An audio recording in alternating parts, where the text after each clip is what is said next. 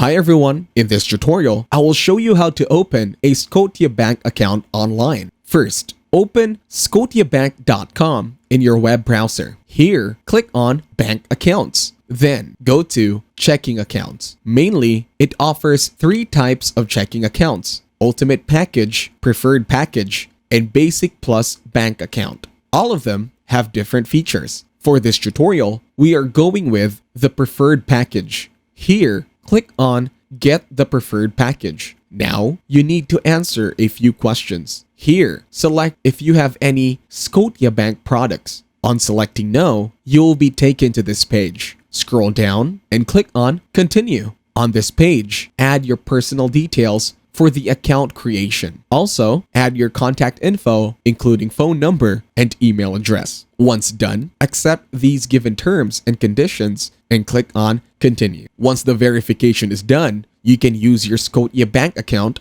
that you have just created. Thanks for watching. Leave a like and subscribe.